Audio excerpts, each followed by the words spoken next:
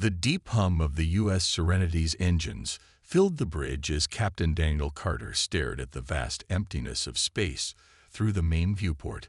His ship had been exploring this uncharted region for 3 weeks now, and the crew was starting to feel the weight of isolation.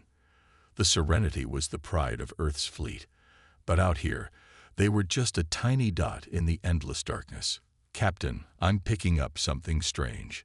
Dr. Laura Mitchell's voice broke the quiet rhythm of the bridge. Her fingers moved quickly across her science station's display.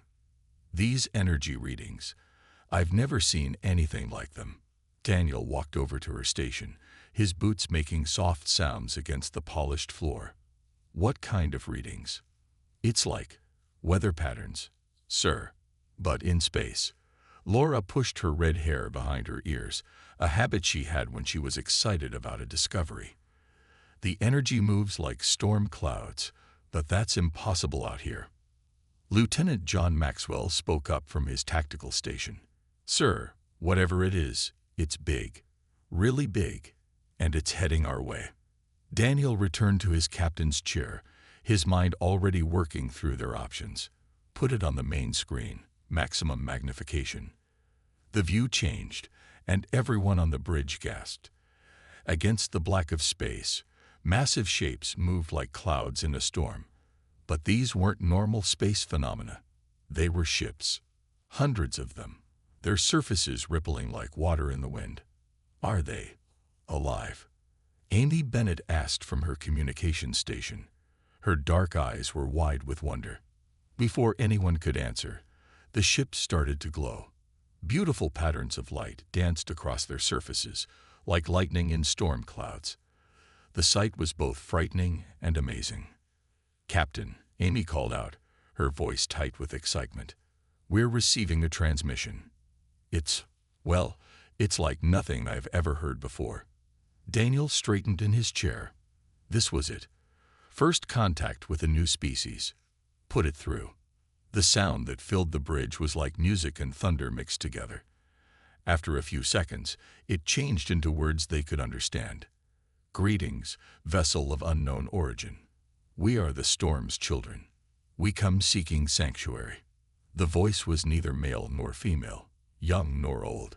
It seemed to echo in their heads as much as in their ears. "This is Captain Daniel Carter of the U.S. Serenity, representing Earth and humanity. We welcome peaceful contact." There was a pause, and then the voice returned. "Captain Carter, our fleet carries the last of our kind. Our home star system is dying. We have traveled far, seeking a place where we might survive. But we are pursued by those who wish us harm." Chief Engineer Peter Ross arrived on the bridge, looking worried. "Captain, those ships are giving off enough energy to power Earth for 1,000 years. But something's wrong with their systems. They're failing." Daniel looked at his crew. They were the best Earth had to offer. And now they faced a choice that could change human history forever. "Dr. Mitchell, what's their condition?" Laura studied her readings carefully. "Their energy patterns are unstable, sir. If these readings are right, they're barely holding themselves together. They need help, and soon." The storm's children spoke again. "We offer knowledge in exchange for aid. Our technology, our understanding of quantum weather patterns, all of it could be yours. But we must know. Will you help us?" Daniel stood up, his decision made. "We'll help. But I need to know more about who's chasing you, and what kind of danger my crew might be facing." The response came with a wave of images that appeared on every screen on the bridge. They showed geometric shapes, perfect and cold, moving through space like a swarm of metal insects. They are the Void Hunters. They believe themselves to be the guardians of purity in the galaxy. To them, our ability to manipulate quantum weather is an abomination. They destroyed our home, and they will not stop until we are extinct. The bridge crew exchanged looks. They all knew what this meant. By helping these refugees, they might be drawing Earth into an interstellar conflict. But as they watched the storm's children's ships flutter like leaves in a cosmic wind, they also saw something remarkable. A chance to make history. "Dr. Mitchell, Coordinate with their scientists. I want to know everything about their technology and what they need. Daniel turned to his engineer.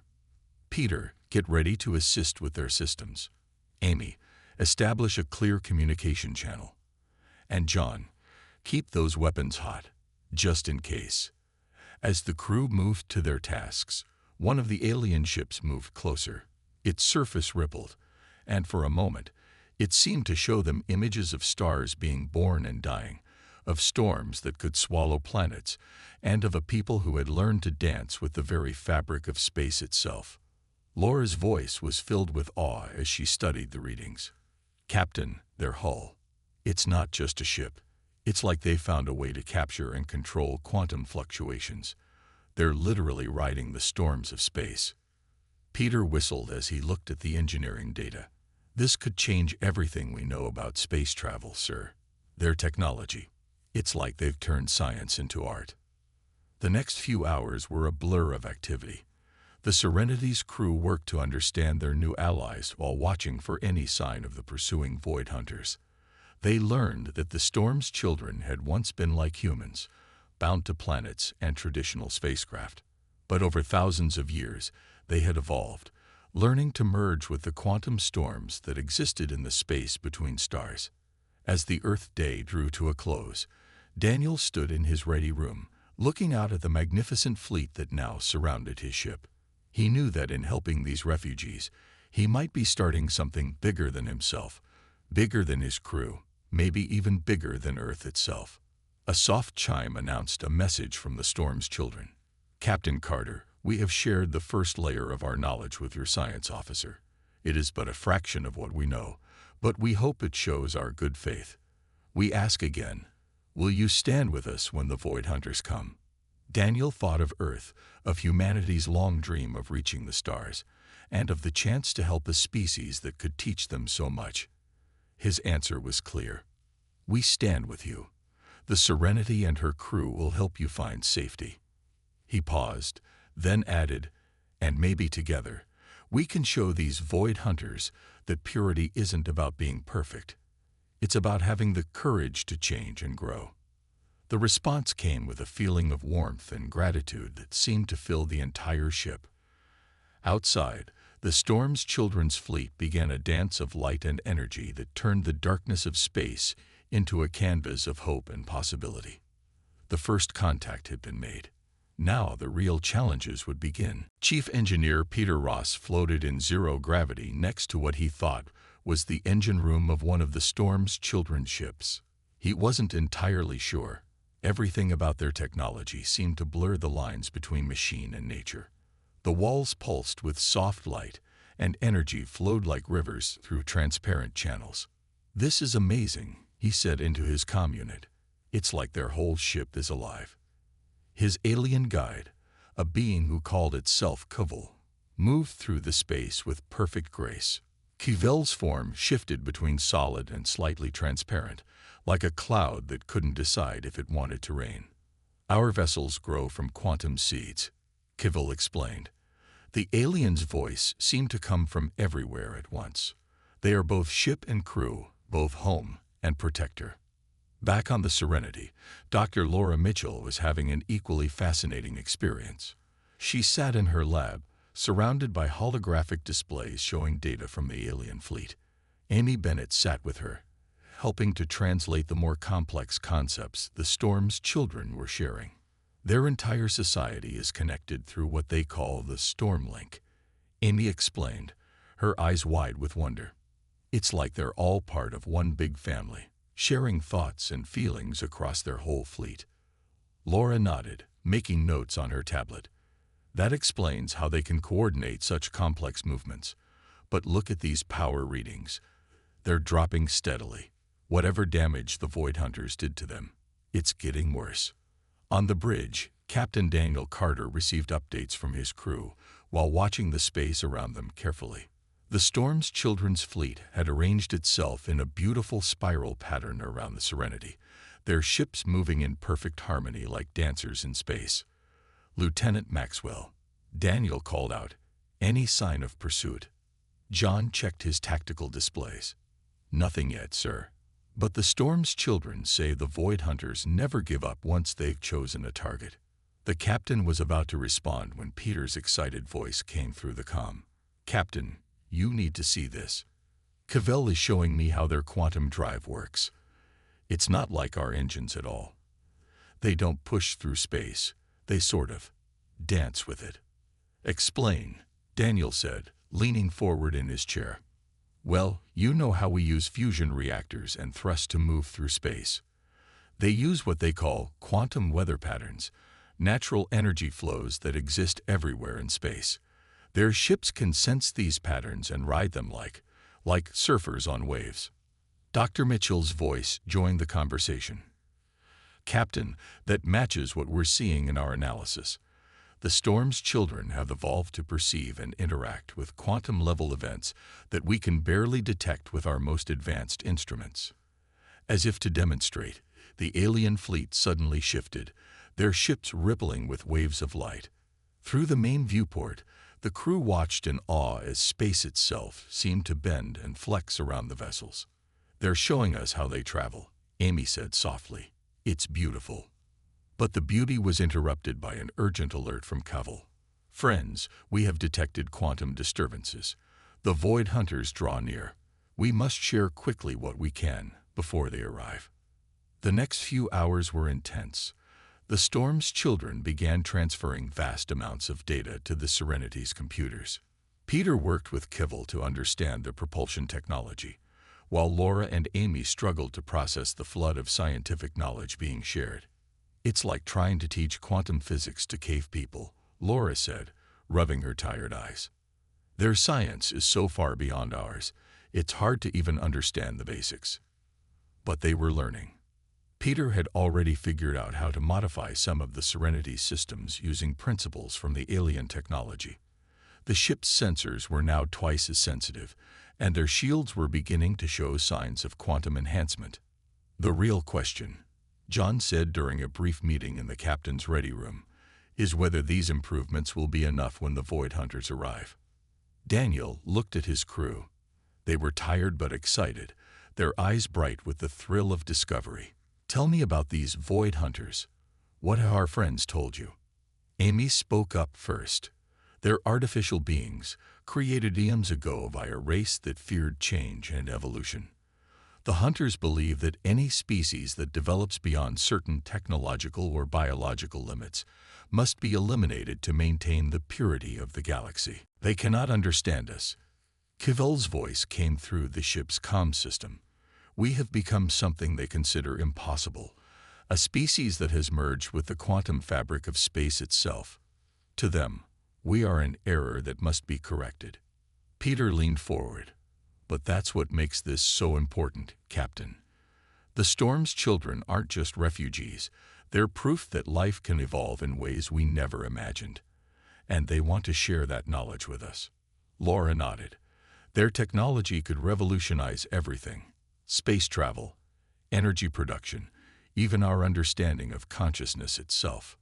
Daniel stood and walked to the viewport, watching the alien fleet's constant, graceful movement. "And that's exactly why the Void Hunters will try to destroy them. And us, if we help." "We've already chosen to help," John pointed out. "The question now is, how far are we willing to go?" The answer came sooner than expected. The Storm's children's fleet suddenly shifted, their ships clustering closer together. Cavell's voice was urgent. "They come. The Void Hunters approach." On every screen, sensor readings flared with warnings. Emerging from quantum space came shapes that seemed to reject the very nature of the universe around them. Perfect geometric forms, cold and precise, moving with mechanical perfection. "Battle stations," Daniel ordered, his voice calm despite the tension. "Peter, is our quantum shielding ready?" "As ready as it can be, sir. The Storm's children have helped us modify our systems, but we're still learning how to use them." Laura's voice came through next. "Captain, the aliens are offering to link their consciousness with our crew, to help us fight as one. They say it's the only way we'll have a chance against the Hunters." Daniel looked at his crew. This was more than first contact now. This was a moment of trust that would change humanity forever. "It's volunteer only," he said, "but I'm going to do it. Anyone who wants to join me can." One by one, his crew nodded. The Storm's children had proven themselves as friends, sharing their knowledge freely. Now it was time to return that trust. As the Void Hunters approached, the crew of the Serenity prepared to experience something no human ever had before: a merging of minds with an alien consciousness, all while preparing for a battle that would decide the fate of two species. The trust fall was about to begin, and the only way to survive was to fall together. The moment the Storm's children linked their minds with the Serenity's crew, everything changed. It was like waking up to find you had always been dreaming. Captain Daniel Carter felt his awareness expand across space, touching the minds of his crew and their alien allies all at once. "This is incredible," Laura Mitchell whispered, though in their shared consciousness, whispers carried as clearly as shouts. Through their connection, she could see quantum patterns flowing through space like rivers of light and energy. Peter Ross's excitement bubbled through their shared link. "I can see how their ships work now. It's like they're part of the quantum fabric itself." But there was no time to marvel at their new awareness. The Void Hunters were approaching. 12 perfect geometric shapes, each one bigger than the Serenity. They looked like crystal diamonds made of dark metal, their surfaces so smooth they seemed to swallow light. "Attention, biological entities," a cold, mechanical voice broadcast across all frequencies. "You have violated natural law by merging consciousness with quantum elements. You will be eliminated to preserve universal purity. Resistance is unnecessary." Through their link, Cavell shared memories of worlds the Void Hunters had destroyed. "They cannot be reasoned with." The aliens' thoughts echoed in their minds. "They see only perfection or impurity, nothing between." Daniel felt a surge of human determination flow through the link. "Then we'll show them what impurity can do." All hands, battle stations. The fight began with a dance. The Storm's children's fleet moved in swirling patterns, their ships riding quantum currents that the Serenity's crew could now see and feel. Lieutenant John Maxwell's tactical knowledge merged with the aliens' understanding of quantum space, creating battle strategies no human or Storm child had thought of before. "Target their junction points," John called out, his mind highlighting weak spots in the Void Hunters' perfect forms. "Their geometry makes them strong, but it also makes them predictable." The Serenity swooped through space in ways that should have been impossible, its enhanced systems letting it ride the quantum currents alongside its alien allies. Peter's understanding of the ship's engines, combined with the Storm's children's knowledge, kept them one step ahead of the Hunters' attacks. Laura worked with the alien scientists, using their shared consciousness to analyze the Void Hunters' weapons. "They're using some kind of quantum disruption beams," she reported. "They're trying to break down our quantum patterns." Through their link, they felt one of the Storm's children's ships cry out as a hunter's beam struck it. The ship's quantum pattern began to unravel, its beautiful storm-like surface turning gray and lifeless. "No," Amy Bennett's voice carried their shared grief. "We can't let this happen." Daniel felt an idea form in their collective consciousness.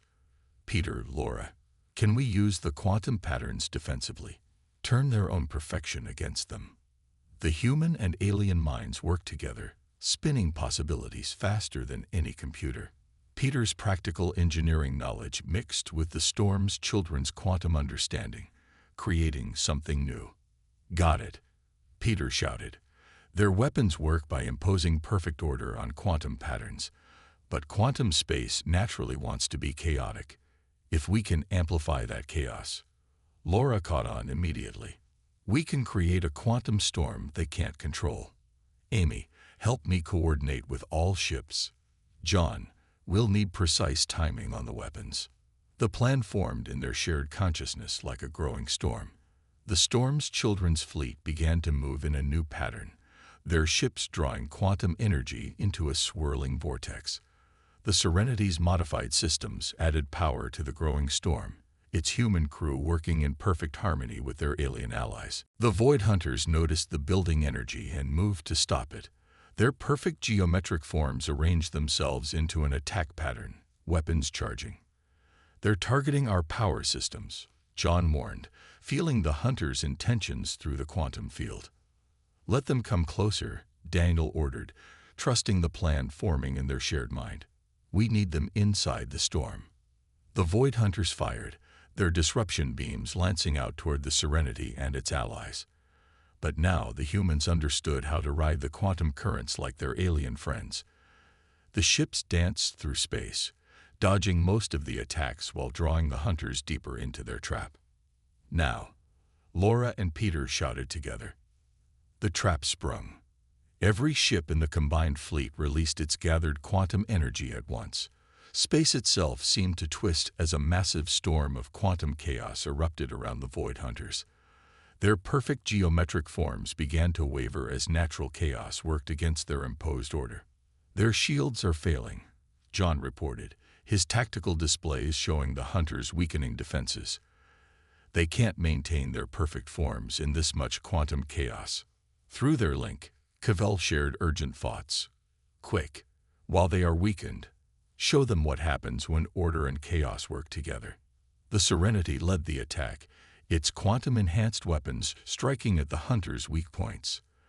The Storm's Children's fleet moved in perfect coordination, their ships adding their own attacks to the barrage. Where the Hunters tried to impose perfect order, the combined fleet brought beautiful chaos. 3 of the Void Hunters shattered, their perfect forms breaking apart in the quantum storm. 2 more tried to retreat but were caught in the chaos and torn apart. The remaining 7 pulled back, their geometric forms showing cracks and imperfections. "This is impossible," the Hunters broadcast. "Chaos cannot defeat order. Impurity cannot overcome perfection." "You're wrong," Daniel replied, feeling the strength of human and storm child minds united. "Perfect order is stagnation. Life needs both chaos and order to grow, to evolve. That's what you could never understand." The surviving Hunters withdrew, their perfect forms vanishing into quantum space. Through their link, the combined fleet felt victory and relief wash over them. But they also felt sadness for the ships and crews they had lost. As the quantum storm died down, the storm's children began to sing in their strange, beautiful way. The song carried through their shared consciousness, a lament for the dead, a celebration of victory, and a welcome to their new human allies. "The Hunters will return," Cavell warned as the link began to fade. "They always do. But now they know that order and chaos, human and storm child, can stand together." The crew of the Serenity slowly returned to their normal consciousness, but something had changed. They had seen space through alien eyes, felt the quantum patterns that flowed through everything, and learned that humanity's future might lie in finding balance between order and chaos. "Well," Peter said, his voice rough with emotion, "I guess we showed them what impurity can do." Daniel looked at his crew, seeing in their eyes the same mix of exhaustion and wonder he felt. "We did more than that. We proved that evolution isn't about achieving perfection. It's about adapting, growing, and learning to dance with the storm." Outside the viewport, the storm's children's fleet began to repair itself, their ships helping each other heal just as they had helped the humans learn and grow. The quantum tempest had passed, but its effects would be felt for generations to come. The hours after the battle were both hopeful and heartbreaking. 3 of the storm's children's ships had been destroyed, their quantum patterns scattered to the cosmos. The Serenity had survived, but not without damage. Deep scorch marks ran along its hull where the Void Hunters' weapons had struck. In the ship's medical bay, Dr. Laura Mitchell worked alongside the alien healers to help crew members who were still shaken from the mind-linking experience. Some reported headaches, while others said they could still feel echoes of the quantum patterns they had seen during the battle. "It's like learning to see color after living in black and white," one crew member told her. "And now everything looks a little gray again." Peter Ross hadn't left engineering for 12 hours straight. He moved from station to station, fixing damaged systems and studying how the quantum modifications had changed the ship's technology. Kevil floated nearby, its cloud-like form shifting between solid and transparent as it helped. "The quantum patterns have permanently altered your ship's structure," Kevil explained. "The Serenity is evolving, just as your crew is." In the communications center, Amy Bennett worked to sort through the flood of new information they had gained during the battle. The mind link had left them with understanding that went beyond words, but they needed to find ways to explain it to Earth. "How do you describe quantum weather to people who've never seen it?" she asked her alien counterpart, a storm child named Nivol. "Perhaps," Nivol suggested, its voice like distant thunder. "You should tell them how it feels, not how it works. Tell them about riding the currents of space like sailing on wind." On the bridge, Captain Daniel Carter sat in his chair, watching the Storm's Children's fleet make repairs. Their ships moved like a school of fish, helping each other heal. When one ship struggled, others would surround it, sharing their energy until its quantum patterns stabilized. Lieutenant John Maxwell walked onto the bridge, looking tired but determined. "Captain, we've finished our damage assessment. The quantum shields held better than we expected, but our conventional weapons are almost burned out. If the hunters come back soon, they will return." Kevil's voice came through the ship's comm system. "But first, we must share something with you, a truth we have held back until now." Daniel straightened in his chair. "Go ahead, Kevil." Through the ship's screens, images began to play. They showed the Storm's Children's homeworld, a beautiful planet orbiting a dying star. But it wasn't the star that had forced them to flee. "We were like you once," Kevil explained, "a species bound to planets and physical forms. But we saw the quantum patterns in space and learned to dance with them. We chose to evolve." The images showed their civilization's transformation, how they had gradually merged with their technology until they became beings of both matter and energy. Their ships weren't built. They were grown from the quantum patterns themselves. The Void Hunters were created to prevent exactly this kind of evolution. Kevil continued. "They believe that life must remain in its original form, unchanged and unchanging.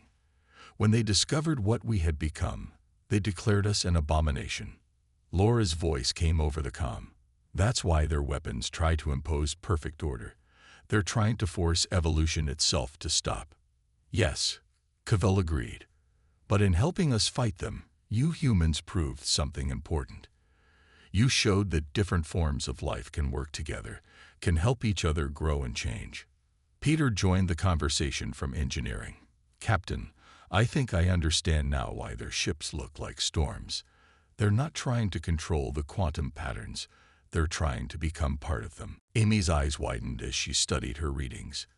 "And during the battle, when we linked minds with them, we started to do the same thing, didn't we?" The Storm's Children's ships moved closer to the Serenity, their surfaces rippling with beautiful patterns of light. "We offer you a choice," Kevil said. "We can help you understand more about quantum patterns, teach you to ride the storms of space. But the Void Hunters will see this as contamination. They will never stop trying to prevent it." Daniel looked at his crew. They were tired and scared, but their eyes showed excitement and wonder.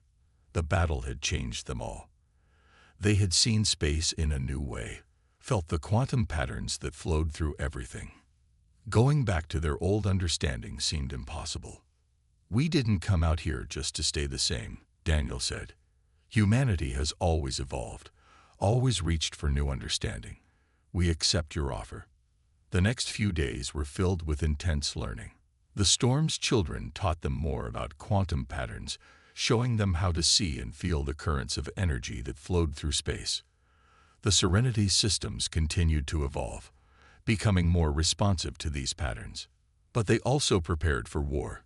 Everyone knew the Void Hunters would return, probably with a larger fleet.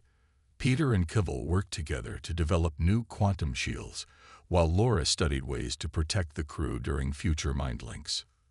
"The Hunters have existed for millions of years," Kevil told them during a briefing. "They have destroyed many species that tried to evolve beyond their original form. but never before have they faced two species working together like this. John studied the tactical data they had gathered during the battle. They're powerful, but they're predictable. They can't understand chaos or change. That's their weakness. Amy had been quiet during the briefing, but suddenly she spoke up. I think I understand now why they're so afraid. Evolution means accepting that you're not perfect, that you can always change and grow. But they're trapped in their perfect forms, unable to change at all. Laura nodded. They're like a photograph of one moment in time, while life is supposed to be like a flowing river, always moving and changing. As they talked, the quantum patterns around the ship shifted. Through their new awareness, the crew could feel the space around them preparing for another storm. The Void Hunters were gathering their forces. Daniel stood at his viewport, watching the storm's children's fleet prepare for the coming battle. Their ships now moved in harmony with the Serenity, all of them riding the quantum currents together. We've lost our innocence about the universe, he said quietly, but we've gained something more valuable. The knowledge that evolution isn't just about survival. It's about choosing to grow, choosing to change, choosing to dance with the storm instead of hiding from it. The crew of the Serenity prepared for what was coming. They were no longer just human. They were becoming something new, something that combined human determination with the storm's children's understanding of quantum patterns. And soon, they would need every bit of that new strength to survive. They felt the Void Hunters before they saw them. The quantum patterns in space twisted and flattened as a fleet of 30 geometric ships emerged from quantum space. Their perfect crystalline forms blocked out the starlight, creating an artificial eclipse. That's more than twice their previous numbers, Lieutenant John Maxwell reported from his tactical station. His hands moved steadily over the controls, but everyone could hear the tension in his voice. Captain Daniel Carter stood on the bridge of the Serenity, feeling the quantum currents flowing around his ship. In the week since their first battle, the crew had learned so much. They weren't experts like the storm's children, but they could now sense the patterns in space, could feel the way reality itself flowed and changed. All hands, battle stations, Daniel ordered. Peter, how are our quantum shields? Holding steady, Captain. Peter Ross replied from engineering. Cavell and I have made some improvements. We can ride the quantum currents better now, but those are a lot of hunters out there. Dr. Laura Mitchell's voice came through next. Captain, I've been studying the data from our last battle.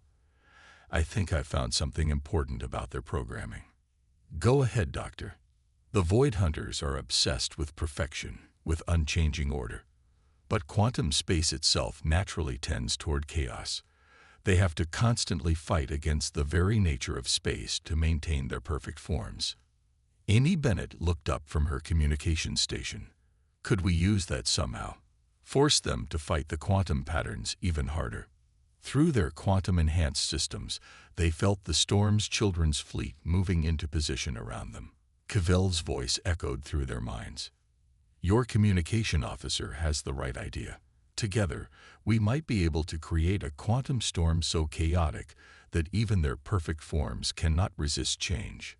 The Void Hunter's message came as expected, their cold mechanical voice filling all channels. Biological entities, you have been corrupted by quantum manipulation. Your destruction will restore purity to this sector. Resistance will only increase the energy required for your elimination.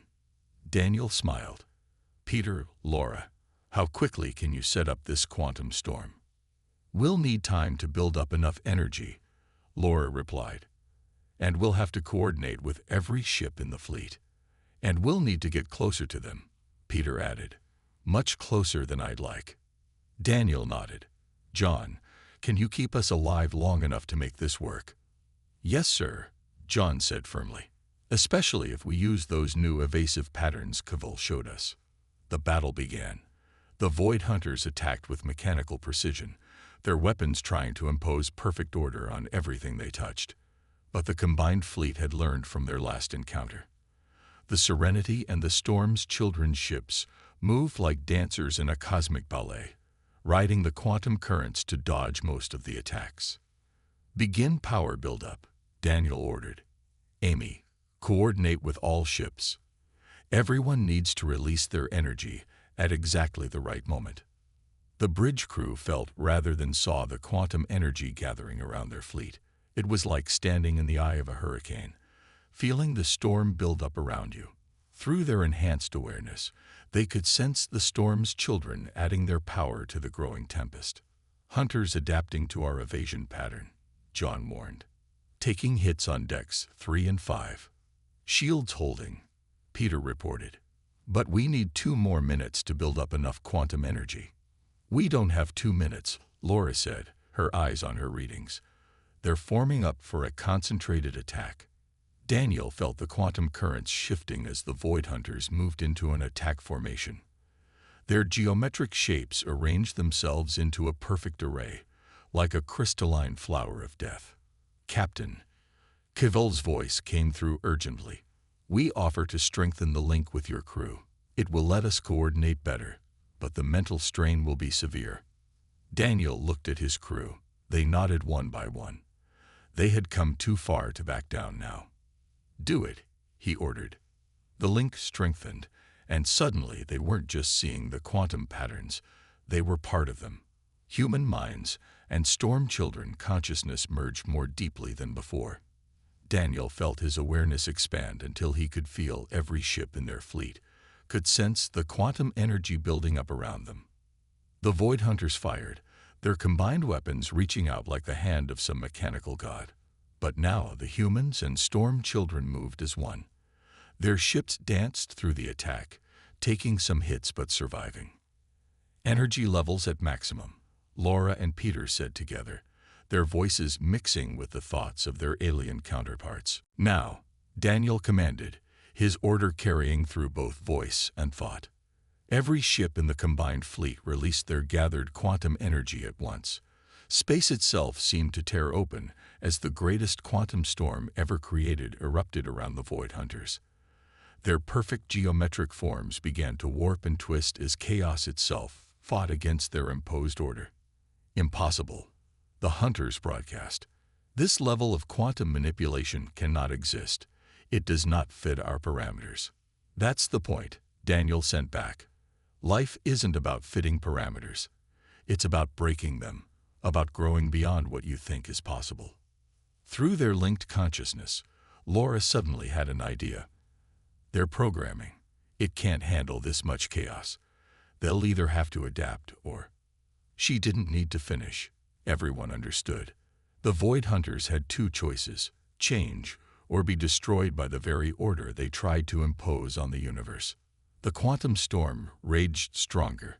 3 hunter ships broke apart, their perfect forms shattering. Then 5 more. The others began to show signs of change, their geometric shapes starting to flow and shift like liquid crystal. "Their programming is failing," Amy reported, monitoring their communications. "They're trying to update themselves, to adapt to the quantum chaos." "No," came the Hunters' broadcast. "We cannot change. We must maintain perfection." The remaining hunter ships began to transform. Some broke apart, unable to adapt. But others started to change, their perfect geometric shapes becoming more fluid, more organic.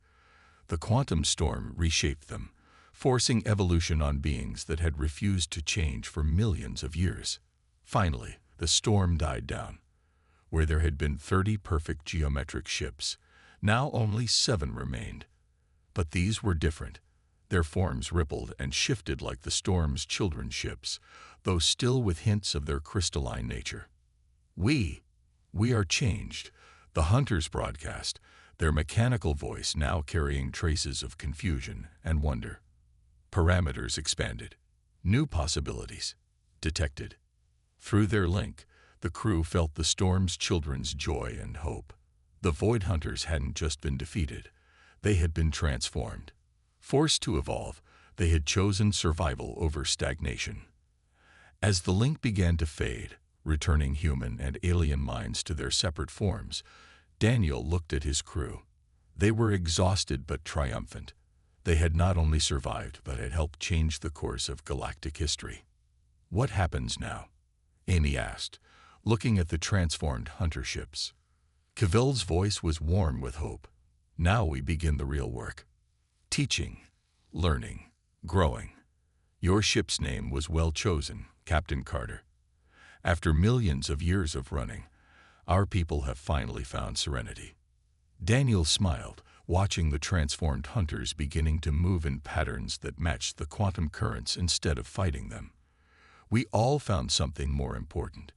We found proof that no matter how long you've been stuck in one form, in one way of thinking, you can always choose to change. Outside the viewport, stars twinkled in the quantum patterns that flowed through space. The storm's children's ships danced with their currents, and now, slowly, the transformed hunters began to join their dance. The crew of the Serenity watched in wonder, knowing they had helped write a new chapter in the story of life itself. Evolution, they had learned, wasn't just about surviving. It was about choosing to grow, choosing to change, choosing to dance with the storms that life brought your way. And sometimes, the greatest storm could bring the most beautiful change of all.